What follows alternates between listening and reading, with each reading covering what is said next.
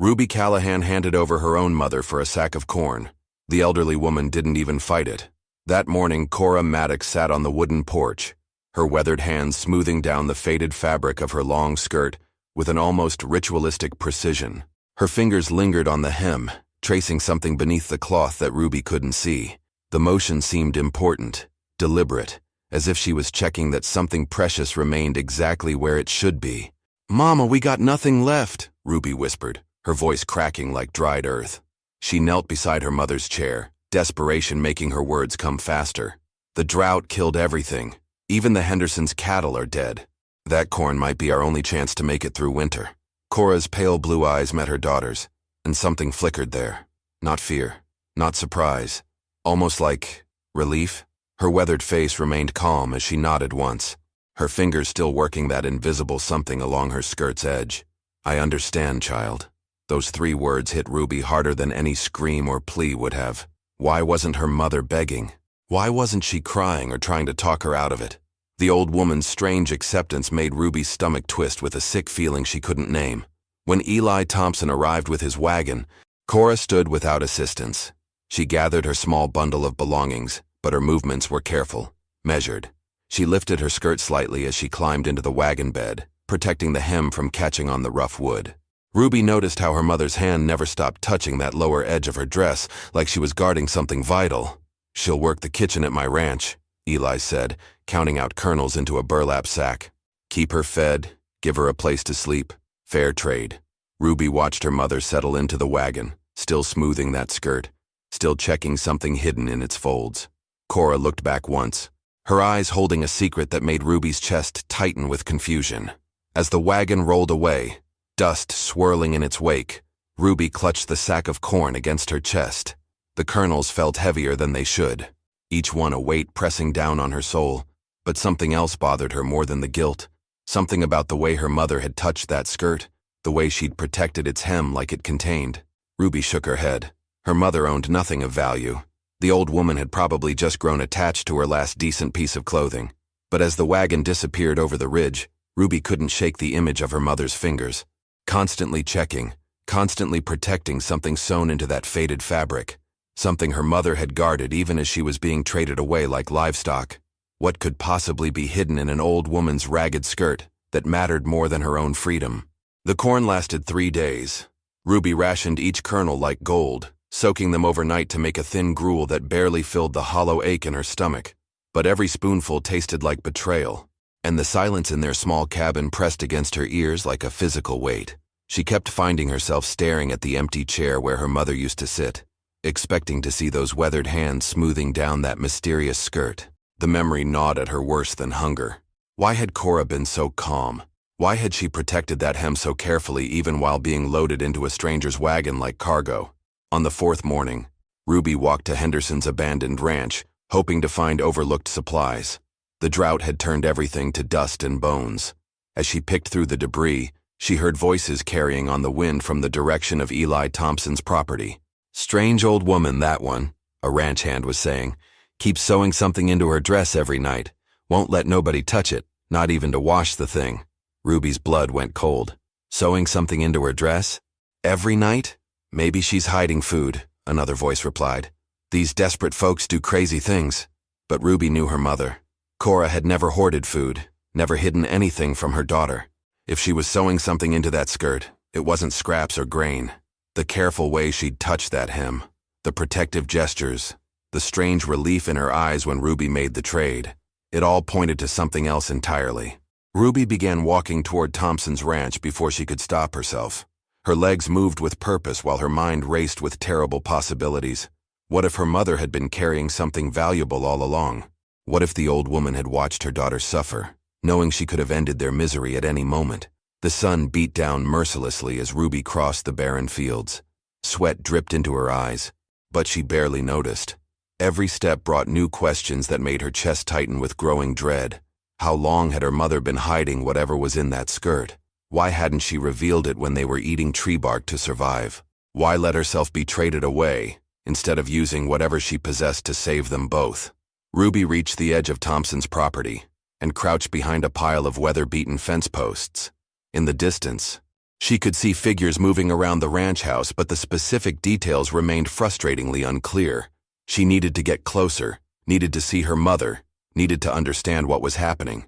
As she prepared to move forward, hoofbeats echoed across the dusty ground. A rider approached from the opposite direction, moving fast and looking agitated. Ruby pressed herself lower behind the fence posts, watching as the stranger dismounted and hurried toward the ranch house. Something about his urgency made her stomach clench with fresh worry. People didn't ride that hard in this heat unless something was seriously wrong. And whatever brought him here seemed to involve her mother's new home. Ruby realized with growing horror that trading away her mother might have been just the beginning of a much larger nightmare. The rider burst through Thompson's front door without knocking, his voice carrying clearly across the yard. Ruby crept closer, using the scattered outbuildings as cover, until she could make out his words. "Eli, we got a problem. Big one. That bank robbery in Millbrook last month? They're saying the money never turned up. Federal marshals are asking questions about anyone new in the area, especially folks carrying large amounts of cash." Ruby's heart hammered against her ribs. Bank robbery, federal marshals.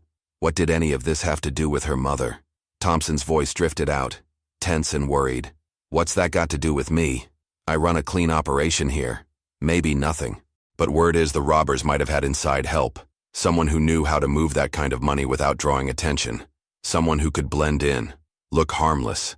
The rider paused. "They're specifically looking for an older woman who might be carrying something valuable." Ruby's mouth went dry.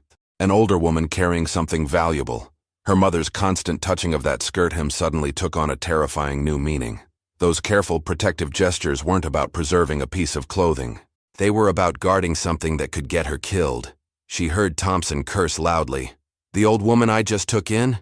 Hell, she came with nothing but the clothes on her back. Her own daughter sold her for corn. Maybe that's what she wanted you to think." The rider's voice dropped lower. "These marshals aren't playing games, Eli. They're offering a $5,000 reward for information leading to the money's recovery, and anyone harboring the thieves will hang alongside them." Ruby pressed her back against the barn wall, her mind spinning. $5,000. That was more money than most people saw in a lifetime. But if her mother was involved in a bank robbery, if she was carrying stolen money, then Ruby had just delivered her directly into the hands of someone who would turn her over to federal marshals for the reward. The conversation inside grew muffled, but she caught fragments. Thompson was asking about descriptions, about the robbery details, about what exactly the marshals expected to find. Each word hammered home the horrible possibility that her mother wasn't the helpless victim Ruby had always believed her to be. Movement near the house caught her attention. Through a window, she glimpsed her mother sitting at a kitchen table, her hands working methodically at something in her lap. Even from this distance, Ruby could see the familiar motion of fingers along fabric, the careful way Cora handled whatever she was sewing. But now that innocent gesture looked sinister. If her mother was a bank robber, if she'd been carrying stolen money all this time, then everything Ruby thought she knew about their poverty, their suffering, their desperate situation was a lie. Her mother had watched her daughter starve while hiding enough money to buy half the territory. The implications crashed over Ruby like a cold wave. If Thompson discovered what Cora was hiding, he'd claim that reward money without hesitation. But if Ruby tried to warn her mother, she'd be helping a criminal escape justice. And if the marshals learned that Ruby had known about the hidden money and said nothing, she could hang right alongside her mother. She backed away from the window, her legs trembling with the weight of this terrible knowledge. Every choice ahead of her led to disaster. She could run, disappear into the wilderness and pretend she'd never learned the truth. She could confess everything to Thompson and hope the marshals showed mercy. Or she could try to save the mother who had betrayed her trust in the cruelest possible way. As Ruby struggled with these impossible options, she heard Thompson's voice rise in excitement. He was asking the rider to describe the money again, asking about denominations and markings. Time was running out faster than she'd realized. Ruby watched through the kitchen window as Thompson approached her mother with deliberate steps. His expression had changed from casual interest to predatory focus, and the way he studied Cora's every movement made Ruby's skin crawl with dread. "Mrs. Maddox," Thompson said, his voice carrying the false friendliness of a man preparing to strike. "Been meaning to ask about that dress of yours. Seems mighty important to you the way you fuss with it." Cora's hand stilled on the fabric, but her face remained perfectly calm. That unnatural composure that had bothered Ruby before now seemed even more unsettling. Normal people showed fear when cornered. Her mother looked almost expectant, like she'd been waiting for this conversation. "It's the only decent thing I own," Cora replied quietly. "A woman likes to keep her dignity, even in hard times." Thompson circled her chair slowly, his eyes fixed on the skirt's hem where Cora's fingers had been working. "Funny thing, though. My boys tell me you've been sewing something into that hem every night. Now what would a poor old woman need to hide in her clothing?" Ruby pressed closer to the window, her heart pounding so hard she was sure everyone could hear it. This was the moment everything would unravel. Her mother would either confess to hiding stolen money, or Thompson would discover it himself. And either way, Ruby's world would collapse completely. But Cora surprised them both. She looked up at Thompson with those pale blue eyes and smiled. Not the desperate smile of someone caught in a lie, but the satisfied smile of someone whose plan was finally working. "I suppose you'll be wanting to search me now," she said softly. "Take what I've been protecting all these years." Thompson's grin widened. "Smart woman. Makes this easier for everyone." What happened next made Ruby's blood run cold. Her mother stood gracefully and began unlacing the side of her skirt with practiced efficiency. She wasn't resisting or pleading or showing any sign of the fear Ruby expected. Instead, Cora was helping Thompson claim whatever she'd been hiding, and the calm determination in her movements suggested this outcome had been planned all along. The skirt pooled around Cora's ankles, and Thompson immediately grabbed the hem, running his fingers along the fabric until he found what he was looking for. The weight and bulk of whatever was sewn inside made the material hang strangely, and when Thompson began tearing at the seams, Ruby could see glimpses of green paper through the torn cloth. Money. Lots of it. Thompson whistled low as bills spilled onto the floor around Cora's bare feet. More money than Ruby had ever seen in one place, enough to buy land and livestock and security for generations. Her mother had been carrying a fortune while they ate scraps and burned furniture for warmth. But what shocked Ruby most wasn't the money itself. It was her mother's expression as she watched Thompson gather the bills. Cora looked relieved, almost happy, like she'd finally accomplished something she'd been working toward for months. "This is just the beginning," Cora said quietly, her voice carrying a new authority that made Thompson look up sharply. "You have no idea what you've just gotten yourself into." Thompson's triumphant expression faltered. "What do you mean?" Ruby realized with growing horror that her mother's capture wasn't the end of whatever scheme she'd been running. It was exactly what Cora had wanted to happen, and Thompson had just walked directly into a trap he didn't even know existed. Thompson's face went pale as he stared at the money scattered around Cora's feet. "What kind of trap? What are you talking about, old woman?"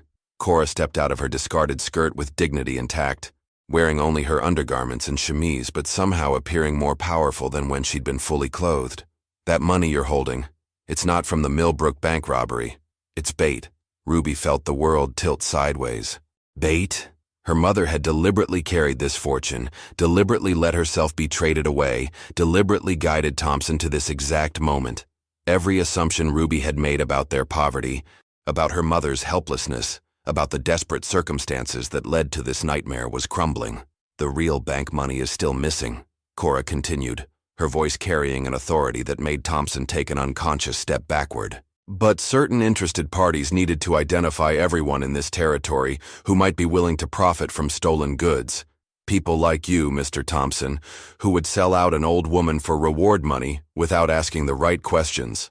Thompson's hands shook as he gripped the bills. "You're working with the marshals?" "Not exactly." Cora's smile was sharp as broken glass.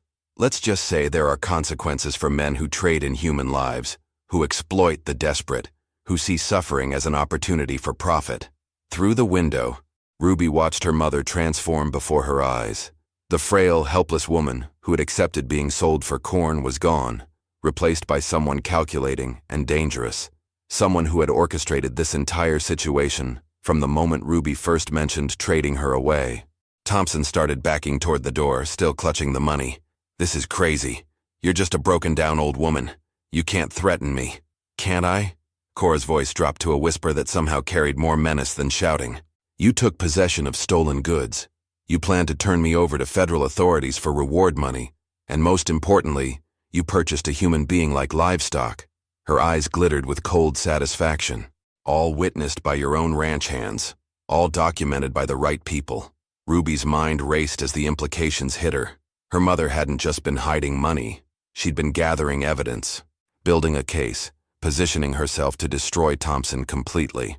The careful way she'd protected that skirt, the strange relief when Ruby made the trade, the calm acceptance of her situation, it all made terrible sense now. Thompson lunged for his gun, but Cora moved with surprising speed for her age. Her hand shot out and grabbed his wrist with strength that made him gasp in shock. For a moment they struggled, but then Thompson's eyes widened in recognition of something that made him freeze completely. "I know you," he whispered, terror replacing anger in his voice. "You're supposed to be dead." Cora's grip tightened. Catherine Maddox died 15 years ago, but her sister Cora had unfinished business to settle. Ruby's legs gave out. She slumped against the barn wall as everything she thought she knew about her mother shattered completely. Her mother wasn't Cora Maddox. She was someone else entirely, someone with a history that included skills and connections Ruby had never suspected. Someone who had spent years planning this elaborate revenge against Thompson for reasons Ruby couldn't even imagine. The sound of approaching hoofbeats echoed across the ranch. Multiple riders, moving fast. Ruby looked toward the horizon and saw dust clouds rising from several directions at once. Whatever her mother had set in motion was about to reach its climax, and Ruby was trapped in the middle of a web of lies and deception that stretched back decades. Her mother had used her own daughter as an unwitting accomplice in whatever twisted justice she was pursuing.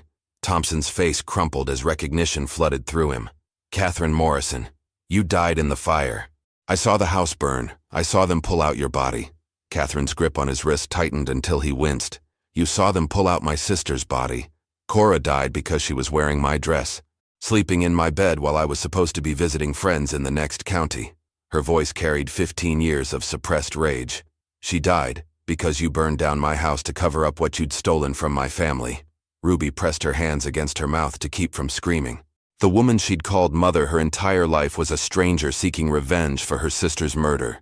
Every moment of their shared poverty, every struggle they'd endured together, every tender word between them had been built on a foundation of lies. "That was business," Thompson stammered, sweat beading on his forehead despite the cool air. "Your father owed money to dangerous people. I was trying to help." "Help?" Catherine's laugh was bitter as winter wind. "You forged his signature on land deeds, sold his property to pay debts he never owed, then burned down our home when I threatened to expose you. My sister died choking on smoke because you needed to eliminate a witness." Through her shock, Ruby began to understand the terrible scope of her mother's deception. Catherine had spent 15 years building a new identity, raising Ruby as her daughter while planning this elaborate revenge. Every sacrifice, every moment of hunger, every choice to stay poor rather than use whatever resources she might have had, was part of a larger strategy to position herself for this exact confrontation. Thompson tried to pull away, but Catherine held him fast. "I spent years learning everything about your operation, how you exploit desperate families, how you forge documents, how you use human trafficking to cover your tracks. Ruby's trade wasn't the first time you've purchased people, was it?" Ruby's stomach lurched. Her desperate decision to trade her mother wasn't just morally wrong, it had marked her as complicit in a pattern of human trafficking that Thompson had been running for years. "I have detailed records of every illegal transaction you've made," Catherine continued. "Names, dates, amounts, evidence that will put you in front of a federal judge for crimes that carry the death penalty." The hoofbeats grew louder, close enough now that Ruby could count individual horses, at least 6 riders, moving with military precision toward the ranch house. Thompson's eyes darted toward the approaching sound, desperation replacing fear on his face.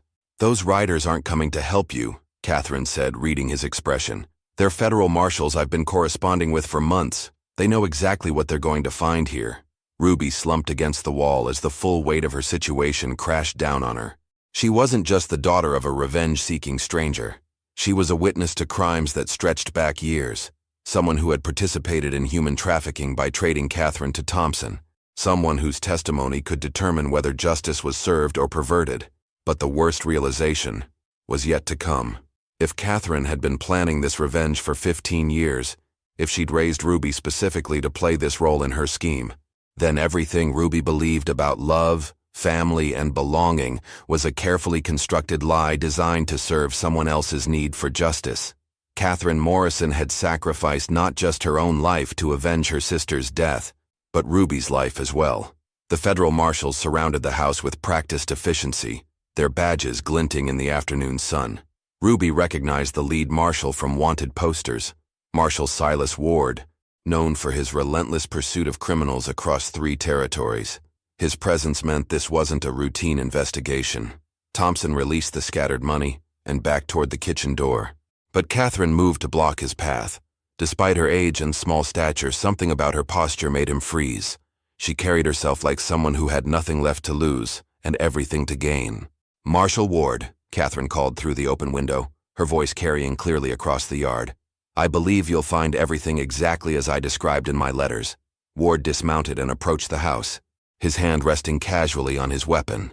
"Mrs. Morrison, I appreciate your cooperation in this matter. My men are prepared to search the premises for the evidence you've documented." Ruby's mind reeled. Her mother had been corresponding with federal marshals for months, building a case against Thompson while living in poverty and allowing her daughter to suffer. Every hungry night, every moment of desperation Ruby had endured was part of Catherine's patient strategy to appear genuinely destitute when she finally made contact with Thompson. Thompson's face went white as Ward entered the kitchen. "Marshal, there's been a misunderstanding. This woman is mentally unstable. She's been telling wild stories about events that happened 15 years ago." Ward's expression remained neutral as he surveyed the scene. The money scattered across the floor, Catherine standing in her undergarments with dignity intact, Thompson's obvious panic. Everything painted a clear picture of guilt and desperation. The stories she's been telling matched documented evidence from 3 different federal investigations. Ward replied calmly. "We've been tracking your operation for 2 years, Mr. Thompson. Mrs. Morrison's testimony simply provided the final pieces we needed." Ruby pressed herself against the barn wall, struggling to process the magnitude of what she was witnessing. Her mother hadn't just planned Thompson's downfall. She'd coordinated with federal authorities to ensure his crimes were properly documented and prosecuted. The woman Ruby thought was helpless and naive had been running a sophisticated intelligence operation. Catherine retrieved her discarded skirt and began dressing with calm efficiency. "Marshal Ward, you'll also want to question my daughter Ruby. She's been an unwilling participant in Mr. Thompson's human trafficking operation." The words hit Ruby like a physical blow.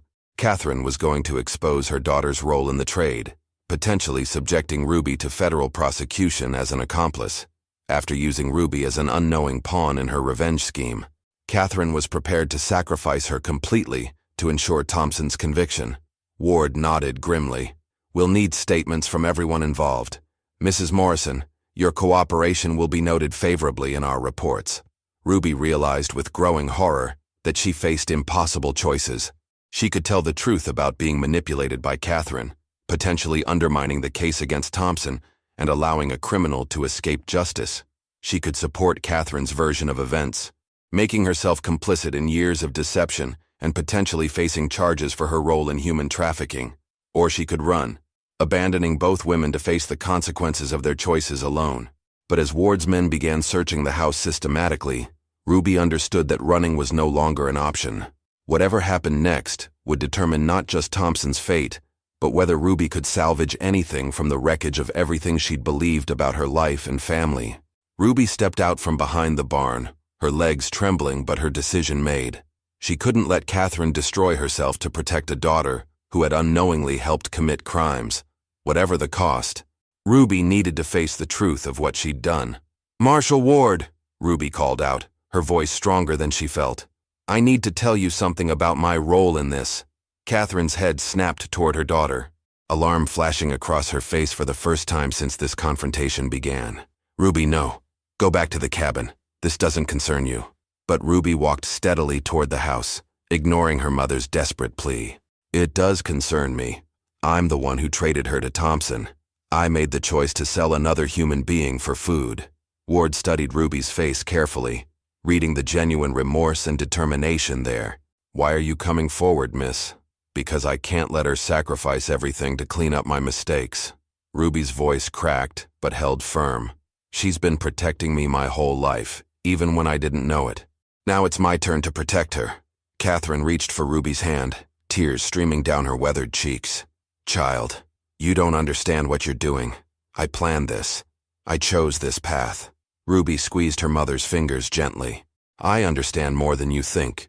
You could have revealed Thompson's crimes years ago, but you waited until you could do it without destroying an innocent girl's life. You let yourself be traded away to give me a chance at a clean future." Marshal Ward watched this exchange with growing comprehension. "Mrs. Morrison, did you deliberately orchestrate your own capture to protect your daughter from prosecution?" Catherine straightened, her mask of cold calculation finally slipping away to reveal a mother's desperate love. "Ruby knew nothing about my real identity or my plans. Her decision to trade me was born of starvation and desperation, not criminal intent. She's guilty of nothing but trying to survive." Thompson, who had been listening from his position near the kitchen door, suddenly laughed bitterly. "Touching family reunion, but none of this changes the fact that I'm being framed by a dead woman and her bastard daughter." Ward's expression hardened.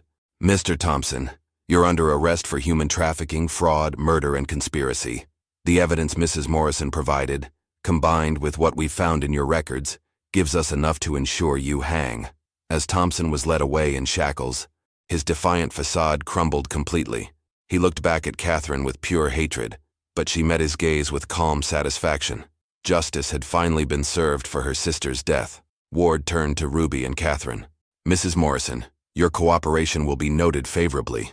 Ruby, your testimony will be required, but given the circumstances, I don't anticipate federal charges." Ruby felt a weight lift from her shoulders that she hadn't even realized she'd been carrying. For the first time since this nightmare began, she could breathe freely. Catherine put her arm around Ruby's shoulders, and for the first time, the gesture felt completely honest. "I'm sorry I lied to you about who I was, but I need you to know that every moment I spent raising you, every sacrifice I made for your well-being, that was real. You became my daughter in every way that mattered." Ruby leaned into her mother's embrace, finally understanding that love and truth could coexist even after betrayal. Catherine Morrison had lost her sister, her identity, and 15 years of her life to seek justice. But in the process, she'd gained something equally precious, a daughter who chose loyalty over safety when it mattered most. As they watched Thompson's wagon disappear over the ridge, Ruby realized their real life together could finally begin.